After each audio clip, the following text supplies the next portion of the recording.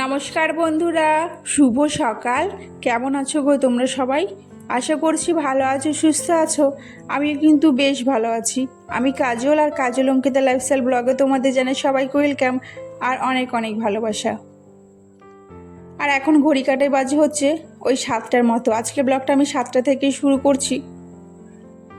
আশা করি আপনাদের ভালো লাগবে, আর যদি ভালো লাগে অবশ্যই কিন্তু প্রথম থেকে শেষ পর্যন্ত দেখো। আর কোথাও যদি তোমাদের কোথাও বুঝতে অসুবিধা হয় আর কোথাও যদি খারাপ কথা বলে থাকে সেটা অবশ্যই তোমরা কমেন্টে জানিও। 7টা থেকে ব্লগটা শুরু করার কারণটা হচ্ছে আজ অনেকটা লেট করে উঠেছি, জানো তো কেন? মানে 6টায় উঠেছিলাম, উঠে না আবার শুয়ে পড়েছি। এখন যা গরম পড়ছে না, প্রেশারটা আমার একদম লো হয়ে গেছে, জানো তো। ভীষণ মাথা ঘোরাচ্ছিল গো। 6টায় উঠে আবার একটু শুয়েছি, শুয়ে দেখো 7:30 ওই 7টার মতো উঠেছি। উঠে কিন্তু আমি 7:30 এখন বেজে গেছে ব্লগটা শুরু করতে করতে। ভেবেছিলাম আজকে আর ব্লগটা তোমাদের সাথে শেয়ার করব না, তারপর ভাবলাম কি যে ভিডিও না ছাড়ার কারণে না অনেক আমার ভিউজ কমে গেছে। তাই ভাবছি আমি চেষ্টা করছি রোজকার ভিডিও রোজ দেওয়ার। তোমরা কিন্তু অবশ্যই দেখো। আর আজকের ভয়েসটা তোমরা কিন্তু হয়তো আমার কথাও নাও বুঝতে পারো, কারণটা হচ্ছে পাশে না, আমাদের বাড়িতে পাশের দুটো বাড়ির পাশে হচ্ছে বিয়ে রয়েছে। গান বাজতে তোমরা নিশ্চয়ই শুনতে পাচ্ছ। জানি না ভয়েসটা ঠিক কতটা হবে, তবুও চেষ্টা করছি দেওয়ার, জানো তো। যেহেতু কালকে ভিডিওটা আপলোড করব, ভয়েসটা না দিলে তো নয়, তাই ভাবলাম আজকে দিয়ে নিই। আর শরীরটা সত্যি সকাল থেকে এত খারাপ লাগছে, তবুও কিন্তু সংসারে কাজ করছি। সংসারে আমাদের কিন্তু কোনো ছুটি নেই, জানো তো। শরীর খারাপ থাকুক আর যাই থাকুক, যাই হোক। ওদিকে কিন্তু কিচেনটা আমি পরিষ্কার করে নিয়েছি, আর ফ্রিজের মধ্যে যে সবজিগুলো ছিল সেটাই আর কি বার করে নিচ্ছি। তো ওটা আর কি, যেহেতু ফ্রিজে আছে একটু বার করে রাখবো, আর রান্নাটা একটু পরেই করবো।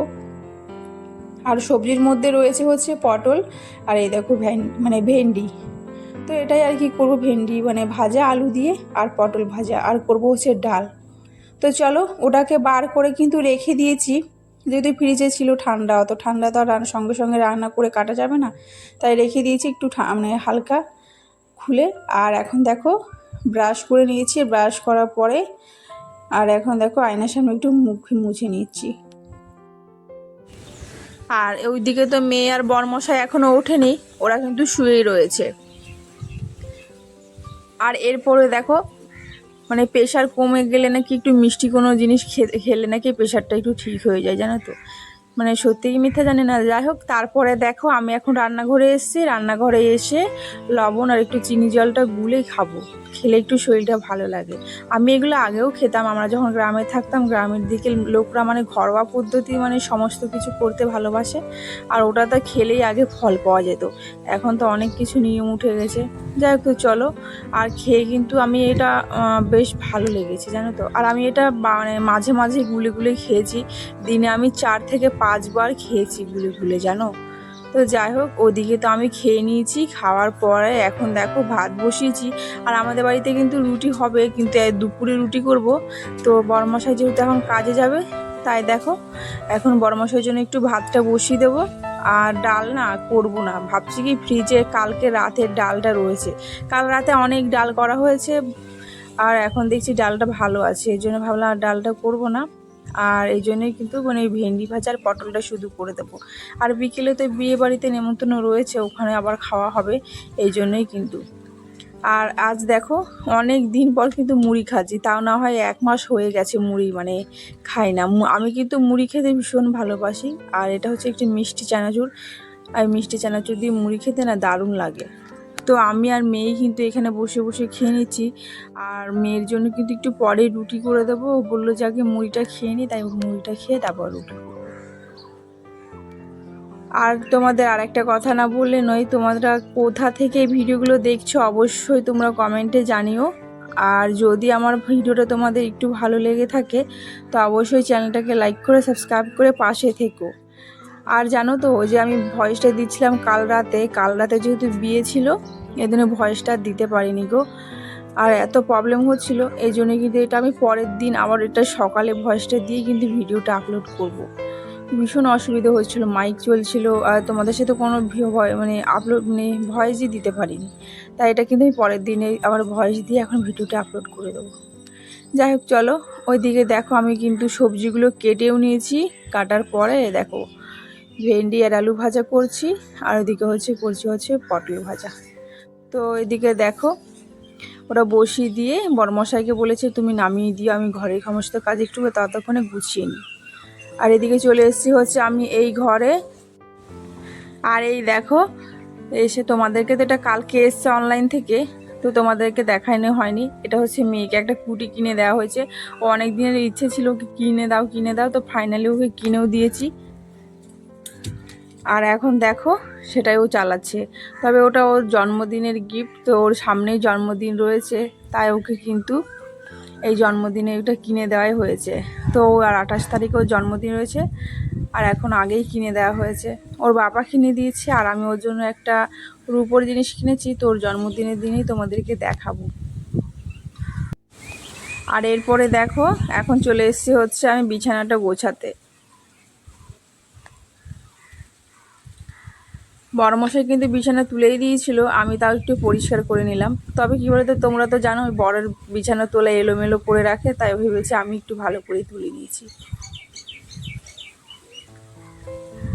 আর এইদিকে দেখো শোকেসের এই কাপটা রয়েছে না, এটা আমার বিয়েতে গিফটে পড়েছিল। আর এটা আমি যতবার সাজিয়ে রাখবো ঠিক আমার মেয়ে ততবার ফেলবে। এমন কোনো দিন নেই যে এটা অগোছালো করে রাখবে। এটা আমি কিন্তু রোজ গোছাই, মাঝে মাঝে যখন বিরক্ত হয়ে যায় না তখন আর গোছাই না, ওরকমই রেখে দিই। ওই কাপগুলো নিয়ে খেলবে, আমার যে কোনো কসমেটিক এগুলো দিয়ে সমস্ত কিছু দিয়ে ও খেলবে। এত খেলনা বাটি রয়েছে, ও সেগুলো দিয়ে খেলবে না, কসমেটিকগুলো দিয়েই ওইগুলো সাজুগুজু ওইসব দিয়েই খেলবে। যাই হোক, বাড়িতে যদি মেয়ে বাচ্চা থাকে তাহলে তো মায়ের ভীষণ সমস্যা হয়, আর যদি ছেলে বাচ্চা থাকে তাহলে বাবার জিনিসপত্র নিয়ে টানাটানি করবে, সব দিক দিয়ে কিন্তু সমস্যা। যাই হোক, বাচ্চারা তো এটুকুই করবে বলো। তো চলো ওদিকে শোকেসটা একটু মুছে নিই। আর এইদিকে এখন এইদিকে দেখো মেয়ে যেহেতু আলমারিতে না নেল পালিশ লাগিয়ে দিয়েছিল, ওই নেল পালিশ লাগানোর কারণে না উঠছিলই না, তো আমি ওটা হারপিক দিয়ে উঠিয়ে ফেলেছি জানো তো। তো কিছু হয়নি, তবে একটু সাদা হয়ে গেছে। নেল পলিশটা এত বাজে লাগছিল দেখতে, তো ওটা ঘষে অনেকক্ষণ পর উঠলো। তো তারপরে দেখো এরপরে আমি ঘরটা মুছে নিচ্ছি। আর আমি কিন্তু এই ঘরটা আর একটু সামনে বারান্দাটাই মুছবো, ড্রয়িং রুমটা। আর ওদিকে না বরমশাইকে দিয়ে একটু মুছিয়ে নিয়েছি। কারণটা কি বলতো, ওই যে ওই পাশেরটা বরমশাইয়ের মোছা হয়েও গেছে, কারণ ওর শরীরটা ভালো লাগছিল না। তো বরমশাইকে বলেছি একটু মুছে দিতে, তো বললো যে আমি এগুলো সব মুছে দেবো। আমি বললাম না থাক, তোমাকে এতটা মুছতে হবে না, তুমি শুধু কিচেনটা আর এইদিকে সিঁড়িটা মুছে দিও।